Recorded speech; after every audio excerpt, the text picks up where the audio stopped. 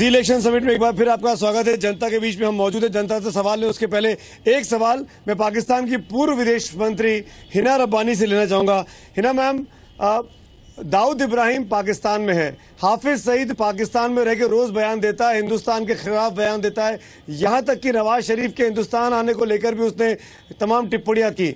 हाफिज सईद, दाऊद इब्राहिम हमारे यहाँ वांटेड है।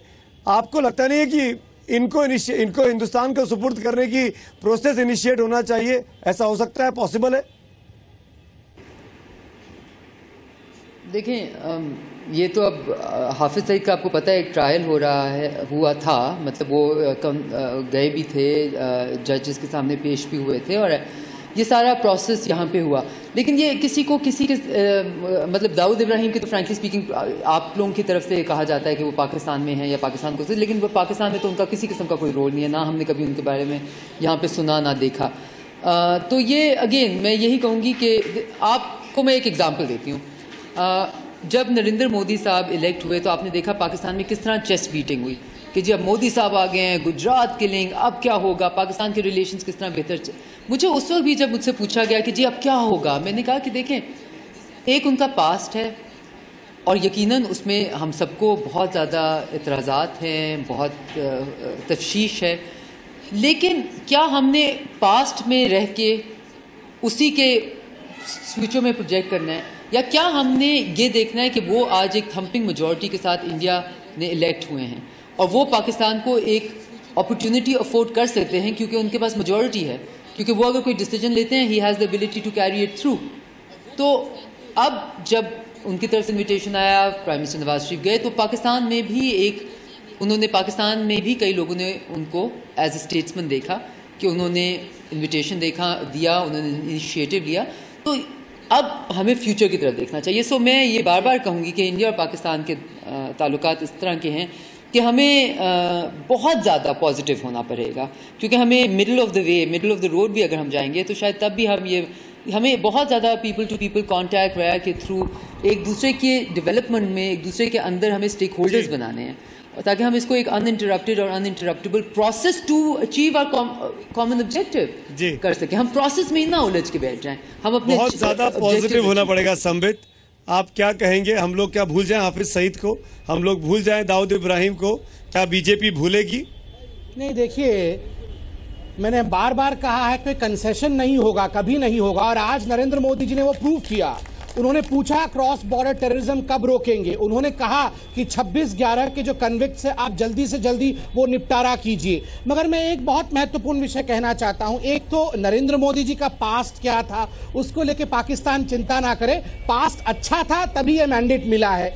दूसरा महत्वपूर्ण विषय है, आप देखिए, ये बहुत इंपॉर्टेंट है कि कल एक इंग्लिश चैनल को इंटरव्यू दिया था हामिद करजई साहब ने, अफगानिस्तान के जो प्रीमियर है, और उन्होंने खुलासा किया कि जो हेरात में अटैक हुआ था इंडियन काउंसुलेट पे, उसमें एलईडी का हाथ था और उसकी जो धागे थे वो आईएसआई से डायरेक्टली जुड़ते थे। तो ये अपने आप में एक बहुत बड़ा खुलासा है और ये हिंदुस्तान से बाहर किसी थर्ड कंट्री ने कहा है कि किस तरह से कंट्रोल आईएसआई के हाथ में होता है। तो मुझे लगता है बहुत पॉजिटिव के लिए कहीं ना कहीं पाकिस्तान को भी सोचना पड़ेगा। स्मिता, आतंकवाद बढ़ता जा रहा है, बातचीत की बात होती है, हेरात में हमला हो जाता है और नवाज शरीफ साहब दिल्ली आकर बोलते हैं कि वो जो बातचीत छूट गई थी वाजपेयी जी के ज़माने में, वहाँ से शुरुआत करना चाहते हैं। बातचीत होगी कैसे, रास्ता निकलेगा कैसे? जी, जो नवाज शरीफ साहब ने कहा कि लाहौर डिक्लेरेशन से वहाँ से बातचीत फिर से शुरू होगी, मेरे को आपत्ति है इस बात पे, क्योंकि जो एक बायलैटरल रिलेशंस है उसमें जो है काफ़ी सारी चीज़ें होती हैं, घटनाएं होती हैं जिससे कड़वाहट पैदा होती है और माजी को भुलाया नहीं जा सकता, उससे सीखा जा सकता है। जो हिना खान साहिबा कह रही हैं कि माजी को भुला देते हैं और आगे की सोचते हैं, नहीं, हम भुला नहीं सकते, बिल्कुल नहीं भुला सकते, उससे सीख सकते हैं और आगे जाके वो गलतियां नहीं कर सकते। और इसमें वो आश्वासन वाली बात उठ रही है जो सुशांत सरी ने कहा था कि क्या हमें आश्वासन मिल सकता है? कतई नहीं, आज तक कभी नहीं मिला और ना ही कभी मिल सकता है, क्योंकि जब वो आश्वासन देंगे तो उसका मतलब है तो that they were encouraging the terrorism. तो नहीं तो क्योंकि ये तो नॉन स्टेट एक्टर्स है जिन्होंने किया है, तो वो आश्वासन कैसे दे सकते हैं? वो आश्वासन नहीं दे सकते, ये हमको मान के आगे चलना पड़ेगा। जी कुलदीप जी, मैं एक कमेंट पे आपके लिए आना चाहूंगा। कुलदीप ने वरिष्ठ पत्रकार है, भारत पाकिस्तान को संबंधों को समझते हैं, आप ट्रैक 2 में भी काफी ज्यादा इन्वॉल्व भी रहे हैं पास्ट में। आपके हिसाब से रास्ता क्या हो सकता है? What is the road ahead?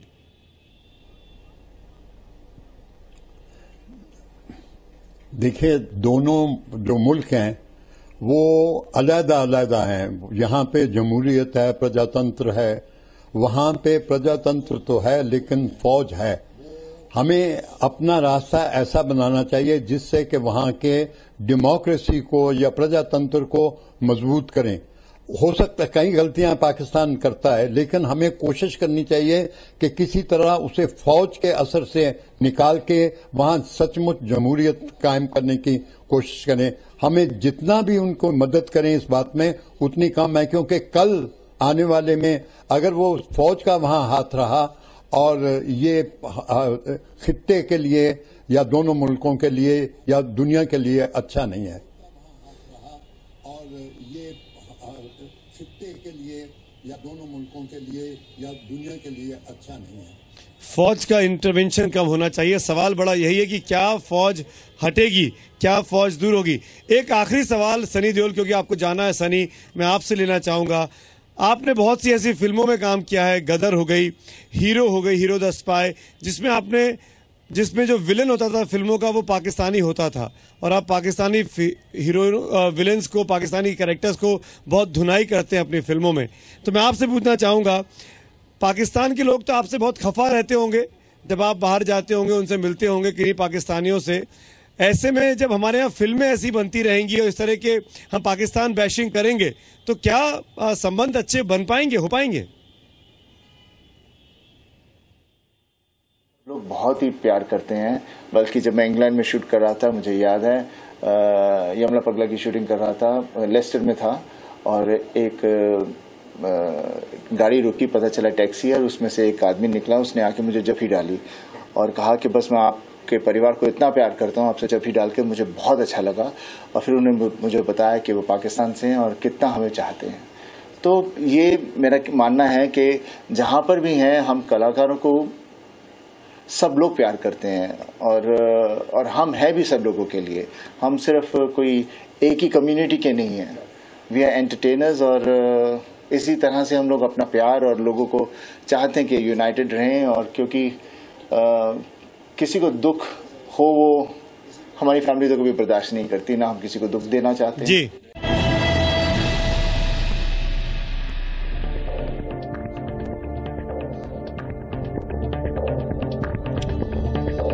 एक बार फिर आप सबका स्वागत है जी इलेक्शन समिट में। तमाम मेहमान मेरे साथ बने हुए हैं। हमारे साथ वरिष्ठ पत्रकार और राज्यसभा सांसद HK दुआ साहब भी जुड़ गए। सर, आपका बहुत बहुत स्वागत है। Thank you so much. I hope you are liking the place. Smita ji already हमारे साथ पहले से है। जनरल कादियान हमारे साथ बने हुए हैं। Thank you so much sir for being with us. Zafar Iqbal साहब हमारे साथ हैं, और पाकिस्तान से वहां की पूर्व विदेश मंत्री हिना रब्बानी खार हमारे साथ बनी हुई हैं। और भी मेहमान जुड़ने वाले, उनका परिचय मैं कराऊंगा आगे जाके। लेकिन एक महत्वपूर्ण बात जो जनरल कादियान बोल रहे थे, मैं चाहूंगा कि मैं आपसे शुरुआत करूं। आज जो स्टेटमेंट इशू किया जाने के पहले नवाज शरीफ साहब ने खुद पढ़ा, उससे बड़ी पॉजिटिविटी दिखाई दी, बहुत सकारात्मक दिखाई दी। स्मिता जी बड़ी खुश हैं, सुशांत सरीन उसको पॉजिटिवली ले रहे हैं, कुलदीप नैयर साहब खुश हैं। आर्मी उसको किस तरीके से देखती है? भारतीय सेना का क्या रिएक्शन होगा? देखिए, ये पॉइंट किसी ने बोला है कि वो बहुत अच्छे शब्द बोल के गए हैं, उससे हमारी उम्मीद होनी चाहिए। उम्मीद रखना अच्छी बात है। आप ये तो औपचारिकता है, अगर वो हमारी 24 घंटे से ज्यादा मेहमान नवाजी का इस्तेमाल करके गए तो अच्छी बातें ही बोलेंगे। अच्छा, वो हमारी बिरयानी का असर था। बोलना एक बात है, उस पर अमल कितना कर पाएंगे। अगर हम उनको एक कंसेशन दें कि भाई शरीफ साहब की नीयत साफ है, लेकिन क्या उनमें काबिलियत है उस नीयत को अंजाम देने की? पास्ट हिस्ट्री कहती है नहीं है। अब तो मैंडेट है उनके पास। हम हमारी गलती क्या हम कर रहे हैं? मैं भी चाहता हूं अमन हो, मैं हार्ड लाइनर नहीं हूं, हम सब चाहते हैं अमन हो, विकास तो जब भी होगा जब शांति हो। लेकिन हम दो तराजू में दो देशों को लग के हमारी यार्ड स्टिक से उनको जज करने की कोशिश कर रखे हैं। भारतवर्ष एक सही माने में डेमोक्रेसी है, हमारे 5 लड़ाइयाँ हो चुकी हैं पिछले 70 साल में, इमरजेंसी हो चुके हैं, लेकिन हमारी डेमोक्रेसी को कभी खतरा नहीं हुआ है। दूसरे पलड़े में एक डेमोक्रेसी नहीं, वो एक स्मोक स्क्रीन है, वो तो एक कठपुतली सरकार है। उनका इतिहास देखिए आप, जब भी कोई प्रधानमंत्री अपनी रीढ़ की हड्डी दिखाता है तो उसको उलट दिया जाता है। नवाज शरीफ भी इसीलिए रावलपिंडी से परमिशन लेके आए थे कि मैं दिल्ली जाऊं या नहीं, ये तो सबको पता है। धीरे धीरे ये उम्मीद की जाती है कि पहले जरदारी वाली पीपीपी वाली सरकार अपने 5 साल पूरे करके गई है, उम्मीद है ये सरकार भी पूरे के धीरे धीरे शायद डेमोक्रेसी जड़ पकड़ेगी। लेकिन जो आर्मी का तबका है, हो सकता है कुछ कम हो गया, लेकिन मिटा नहीं। जब तक वो नहीं मिटेगा, हम उनकी बातों पर यह कहना है कि भाई आप ये बॉम्बे कांड के जो गुनहगार उनको जल्दी करें, ये तो जरदारी साहब भी बोल के गए थे। 5.5 साल हो गए, हुआ क्या? बहुत आतंकी हमले हो चुके हैं। सांबा में हुआ, हमारे 2 शहीदों की गर्दन काट के ले गए। बॉम्बे को तो आप छोड़िए, वो रुके थोड़े ही हैं। 42 ट्रेनिंग कैंप्स हैं टेररिस्ट के, पीओके में एक भी बंद नहीं हुआ है। मुशर्रफ साहब खुद बोल के गए थे कि मैं अपनी जमीन से कोई टेररिस्ट अटैक नहीं होने दूंगा, लेकिन क्या हुआ उसका? दुआ साहब क्या जवाब देंगे कादियान साहब की बातों का? पाकिस्तान पे भरोसा हमको नहीं कर सकते हैं, अतीत हमको कहता है। नवाज शरीफ और जो आए अच्छा हुआ, शुरुआत है, लेकिन पहले बहुत शुरुआतें हो चुकी हैं। शुरुआत है, उनकी नीयत भी हो सकती है। काफ़ी इंटरव्यूज में पहले भी कह चुके हैं, जब भी है 3 बार बन चुके हैं प्राइम मिनिस्टर, डिलीवर नहीं कर पाते। जब भी कुछ मूवमेंट होती है, कुछ ना कुछ हो जाता है, या तो कू होती थी या फिर अब उनके लिए 2 बड़ी मुश्किलें हैं। उसका अगर सामना कर पाएंगे तो आगे बात बढ़ सकती है। एक तो आर्मी, क्या आर्मी उनके साथ है? क्या आर्मी उनके साथ है? मैं भी आपसे पूछता हूँ। हाँ, पूरी साथ नहीं है। आर्मी में ऐसे लोग हैं, उनकी आर्मी में, जो उनके साथ नहीं होंगे। ISI उनके साथ है। दूसरा मिलिटेंट्स, हफीज सईद उनके साथ है। वो तो पहले ही धरना मारना चाहते थे कि इनकी विजिट को भी रोकने के लिए। जी हाँ। So there are 2 major problems, one is the army और दूसरा मिलिटेंट्स। दोनों को साथ ले पाएंगे तब जाके वो अमन के रास्ते पे ज़्यादा चल पाएंगे। रास्ता लंबा है, इतना छोटा नहीं है कि एक ही विजिट में मसले हल हो जाए। ये तो शुरुआत है और एक दूसरे को जानने की कोशिश है। मोदी अभी प्राइम मिनिस्टर बने हैं, उनका इनसे कोई तारुफ नहीं था पहले। अब बात बिल्कुल बहुत ही इनिशियल लेवल पे है। उसको कैसे पता लगेगा? ये फॉरेन सेक्रेटरीज की जो बातें होंगी, जो जिसका वायदा है कि फॉरेन सेक्रेटरी रिव्यू करेंगे डायलॉग में, जो पिछले डायलॉग है उनका क्या हुआ और आगे डायलॉग को कैसे चलाना है, तो उससे पता चलेगा कितना जा सकते हैं। लेकिन होता ही है कि जब भी थोड़ी सी प्रोग्रेस होती है, प्रोग्रेस तो बहुत थोड़ी स्लो होगी, जब भी होती है कोई ना कोई हादसा कर देते हैं, टेररिस्ट कुछ ना कुछ कर देते हैं। जैसे यहाँ आने से पहले 2 दिन पहले रात में इंडियन कॉन्सुलेट पे अटैक किया गया और वहाँ की सरकार कहती है बाहर के लोग हैं। हमारी सरकार ने कहा कि बाहर के लोग हैं, अफगानिस्तान के नहीं हैं। तो कहाँ से आए वो और क्यों इंडियन कॉन्सुलेट चुनी गई? तो बड़े सवाल अभी हैं उनको बहुत। स्मिता, जो बात पर्सनल इंटरेक्शन की हो रही थी, कल 2 ट्वीट किए थे नरेंद्र मोदी साहब ने कि नवाज शरीफ ने बताया कि जब मेरी माँ ने आपकी माँ की तस्वीर देखी तो वो एक कनेक्शन बनाने की कोशिश की गई दोनों प्रधानमंत्रियों के माओं के जरिए कि एक जैसे परिवार है, पारिवारिक मूल्य हैं, फैमिली वैल्यूज हैं। क्या ये जो छोटी छोटी चीजें हैं आपस में कनेक्ट बनाने की, कनेक्ट ढूंढने की, वो जो शेक हैंड था 26 सेकंड तक शेक हैंड हुआ, लोगों ने उसको बाकायदा घड़ी देख के मैच किया, काउंट किया, ये सब चीजें मदद कर सकती हैं क्योंकि दोनों लोगों के पास मैंडेट है और बहुमत के साथ आए हैं। नवाज शरीफ की भी भारी जीत मिली थी, नरेंद्र मोदी को भी मिली है।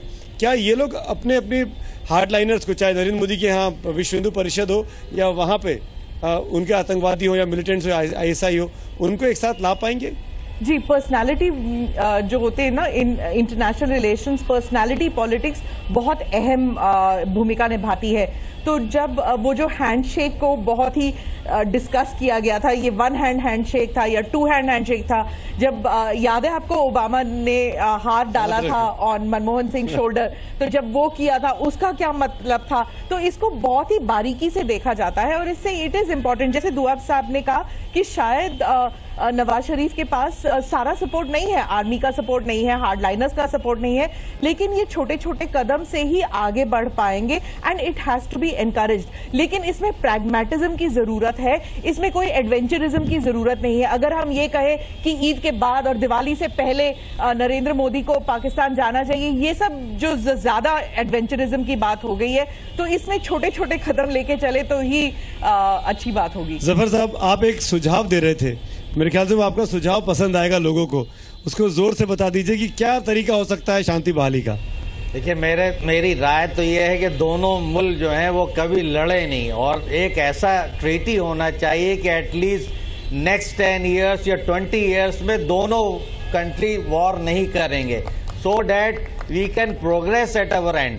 मेरा मतलब ये है कि इतना एक्सपेंडिचर जाता है आपके डिफेंस में, तो अगर उस एक्सपेंडिचर को हम अपने मुल्क में लगाएंगे या वो अपने मुल्क में लगाएं या हम अपने मुल्क में लगाएंगे तो बहुत लोगों को यानी बढ़ावा मिलेगा, बहुत डेवलपमेंट होगा, जिस बात की हम लोग चर्चा कर रहे हैं कि डेवलपमेंट हो। और जैसा कि मेरी राय यही है कि देखिए, बहुत सारे आप दुख लेके चलेंगे तो फिर आगे नहीं बढ़ पाएंगे, और हम जो खिलाड़ी जितने लोग हैं आज हारते हैं और कल जीतते हैं। बिल्कुल। तो मेरी राय तो यही है कि भाई जीतेंगे हम लोग, और उसी ध्यान से लेकर के चलना चाहिए कि अगर आज हारे हैं तो फिर जीतेंगे, तो कामयाबी जब ही मिलेगी जब आप पॉजिटिव सोचेंगे। स्पोर्ट्समैनशिप की हम लोग बात भी करते हैं, उस स्पिरिट से होना भी चाहिए, लेकिन आप लोग क्या मैच हारते हैं और मैच जीत भी लेते हैं, लेकिन यहाँ दिक्कत है कि विश्वास खोता है, और विश्वास को पाना उन आतंकवादी घटनाओं के बाद वो बहुत मुश्किल हो जाता है। स्मिता कुछ कह रही थी। ये बहुत आइडियलिस्टिक पॉइंट ऑफ व्यू है, it has to be appreciated कि this is a point of view कि एक नो वॉर पैक्ट हो, जैसे कि हमारे पास एक नो फर्स्ट यूज पैक्ट है न्यूक्लियर डॉक्ट्रिन के ऊपर। It's a very nice thing. हमने no first use pact immediately, no first use sign immediately किया था परमाणु बॉम्ब के बाद, लेकिन पाकिस्तान ने नहीं किया है। We also have a no first use regardless of whether the other country has a no first use or not, and regardless of whether the other country has nuclear weapons or not. ये बहुत ही एक अजीबोगरीब किस्म का no first use pact है। इसी तरह अगर हम नो वॉर पैक्ट भी साइन करें, इसका कोई मतलब नहीं बनता, because it can be broken at any time. Right. और आप नो वॉर पैक्ट पे पता लगा साइन कर लिया और आपके यहाँ ब्लास्ट पे ब्लास्ट हो रहे हैं, आतंकवादी घटनाएं हो रही हैं या उस तरफ चीजें हो रही हैं, तो कौन उसको कब मानेगा, कैसे मानेगा, क्या ये इतना आसान है? कुछ पाकिस्तान से मेहमान भी हमारे साथ जुड़ने वाले हैं।